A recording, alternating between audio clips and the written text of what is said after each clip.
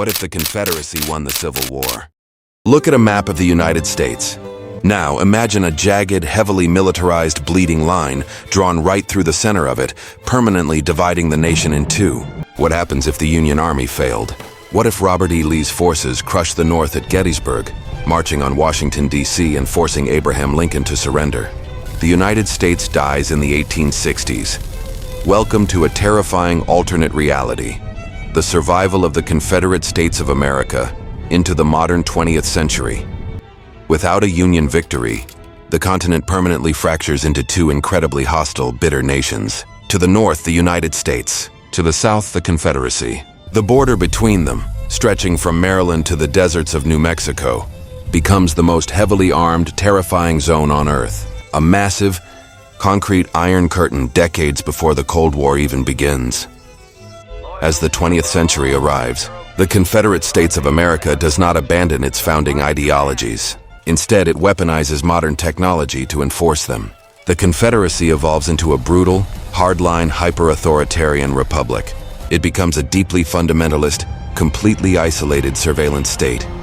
The social structure is an absolute nightmare. The institution of slavery does not end in the 1860s. It merely mutates. As the Industrial Revolution hits the South, the chains are replaced by tracking numbers and factory walls. The black community is permanently stripped of any human rights, forced into brutal, systemic, industrialized labor camps across the South, completely locked out of the economy, government, and society. They are heavily policed by a terrifying, militarized internal security force, but the oppression doesn't stop there. The modern Confederacy operates under an extreme, unyielding, patriarchal legal system. Women possess absolutely zero rights. They cannot vote, they cannot own property, and they cannot speak in a court of law. They are legally bound entirely to their fathers or husbands, serving strictly as domestic property of the state. Furthermore, any deviation from the state's extreme fundamentalist doctrine is violently criminalized. The LGBTQ+ community is strictly banned from existence. To be discovered is to face immediate, severe punishment in brutal state-run re-education prisons. The government controls the media, monitors every communication, and uses a sprawling network of secret police to enforce absolute compliance. Internationally, the Confederacy is treated as a rogue, terrifying pariah state.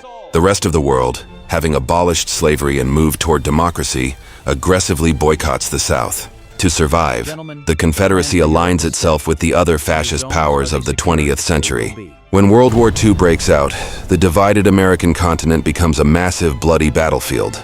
The United States in the North joins the Allies, while the Confederate States join the Axis powers.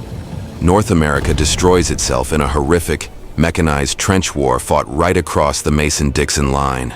Cities like Washington, D.C. and Richmond are completely reduced to smoking rubble by heavy bombers. The American superpower never rises. There is no American century. If the Confederacy had won the Civil War, the United States wouldn't be the beacon of the free world.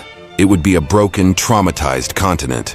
Half of it would be a sprawling, high-tech dystopian nightmare, a brutal reminder that when an entire nation is founded on the absolute subjugation of human beings, the only future it can possibly build is a prison.